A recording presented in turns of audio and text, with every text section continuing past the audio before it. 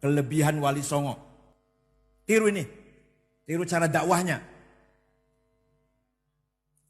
Wali Songo itu tidak perlu namanya terkenal. Yang penting nama desanya terkenal. Wali Songo itu. Zaman saya kan pengen terkenal, selfie. Namanya disebut, Profesor Doktor, dan terkenal. Wali Songo buatan penting. Ayo, saya tanya, jawab ya. Nama aslinya Sunan Muria. Loh, kalau si guru kan? Umar bin Said. Oh iya, itu tahu itu. Tapi bagi beliau gak penting. Yang penting Murianya terkenal. Nama aslinya Sunan Gresik. Alhamdulillah bro. Sunan Giri. Ainul Yakin. Paku. Sunan Bonang. Maktum Ibrahim. Sunan Derajat. Muhammad Qasim. Sunan Kalijogo. Sunan Kudus. Sunan Gunung Jati.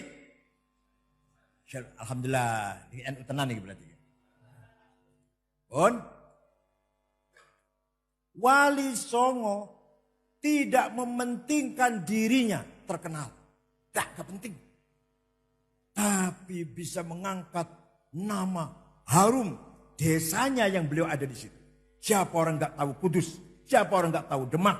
Gak ada orang gak tahu Gresik. Gak ada orang gak kenal Cirebon. Gak ada orang gak tahu mana? Lamongan.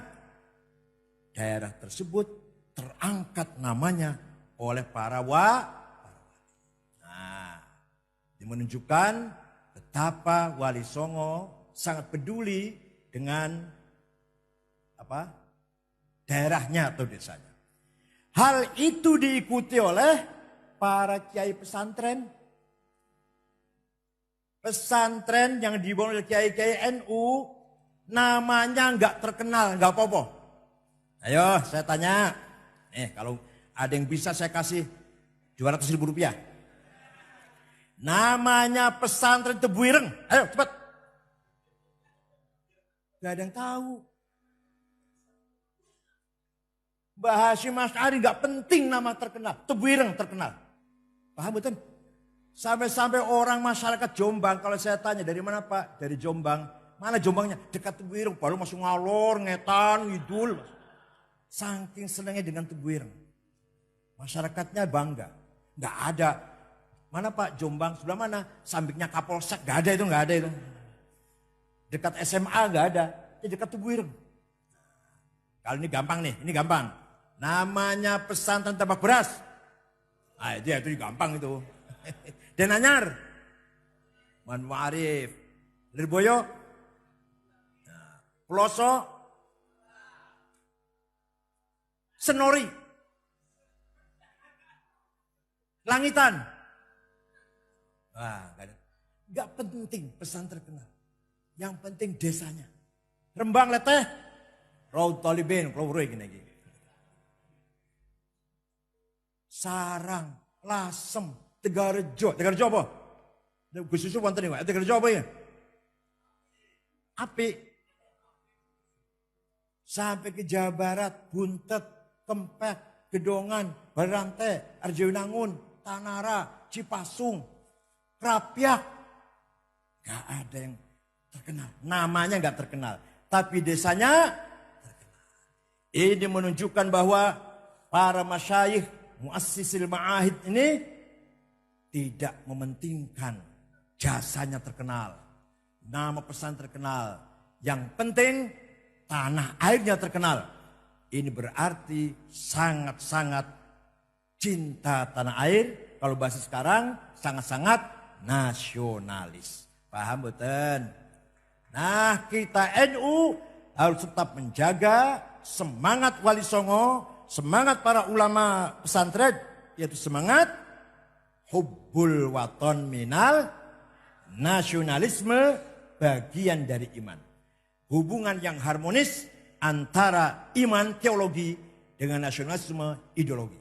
Ini sebuah hubungan sangat menyatu, satu tarikan nafas, satu langkah kaki, satu pukulan demi agama dan negara dan tanah air. Paham nggih? Cara dakwanya gimana? Itu wali songo ini. Cara dakwanya gimana? Nah, saya mau cerita Jawa Barat saja. Karena saya yakin banyak yang nggak tahu Jawa Barat. Jawa Barat dulu agamanya Buddha, bukan Hindu, bukan. Kalau Majapahit Hindu. Jawa Barat namanya apa? Pajajaran. Kerajaan Pajajaran, raja-raja yang punya gelar Siliwangi, macan. Bajunya namanya Antakusuma. Kalau dipakai, kalau malam-malam pakai baju itu kelihatannya macan. Itu terkenal baju Antakusuma. Aku yang duel. Tapi enggak pernah saya pakai enggak. Bon. Suatu ketika tahun 1410. Tahun 1410. Ada pesantren pertama di Jawa Barat. Pesantren Rengas Dengklok Kerawang. Kiainya dari Cina. Namanya Syekh Hasanuddin. Ngajar Quran, suaranya enak. Bodoh karo Said Akil Munawar lah. Itu senior saya itu. Lulusnya sebelum saya, baru saya. Sama-sama dengan Umil Qura. Beliau jurusan fikih, kalau saya jurusan akidah filsafat. Syekh Qura terkenal, Syekh Qori pembaca Quran.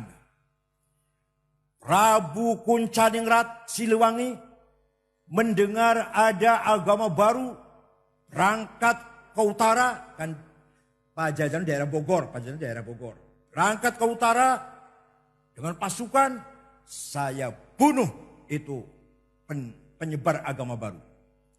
Pun sampai di Rengas Dengklok, muridnya Syekh Qura lagi maca Quran, suaranya enak, lagunya enak, bocahnya kutilang, kuning, tinggi, langsing. Angel golekane gitu. Sing swali akeh. Ora kuning, ora tinggi, ora langsing. Akeh kok. Ini rembang yo akeh potongannya. Tapi sing kutilang sing angel golekane. Nah, Prabu Siliwangi boson ndelok bocah wadon ayu maca Qur'ane enak, suarane enak. Jangankan mau membunuh, malah klepek-klepek. Langsung lamar. Untuk saya saja murid kamu ini. Ini namanya Subang Larang. Bapaknya namanya Ki Gede Tapa dari Cirebon. Bukan dari Rembang, dari Cirebon. Ya silahkan, tapi kamu masuk Islam. Oke, gak apa-apa masuk Islam. Tapi ada mas kawinnya. Apa mas kawinnya? Lintang kerti, tasbih. Saya cari di pasar, saya cari. Gak ada di sini. Di mana? Di sana di Arab. Udah saya terbang ke sana. Dia bisa terbang. Begitu keluar dari rumahnya Syekh Qura. Hong. Biasanya mabur. Bilang hong itu biasanya. Macet. Orang mabur. Pisan mana? Hong. Gagal. Pisan mana? Hong. Gak efektif. Macet. Kata Syekh Qura. Kalau mau terbang. Baca. Bismillahirrahmanirrahim. Hong. Hongnya diwaca tapi bismillah dulu. Bismillahirrahmanirrahim. Hong terbang. Tidak lama datang bawa tas. Ini barangkali nggak benar, barangkali dongeng. Tapi yang nyata, yang paling benar.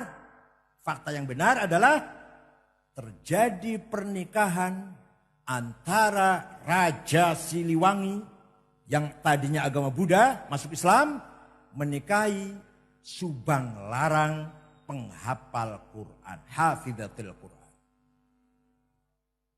Konon menurut riwayat, Prabu Siliwanginya ini Islamnya orang patah semangat. Tidak dakwah, gak mengajak-ngajak orang Islam, gak dakwah lah, gak semangat Islamnya. Bahkan ada yang bilang pura-pura Islamnya itu, ada yang bilang gitu.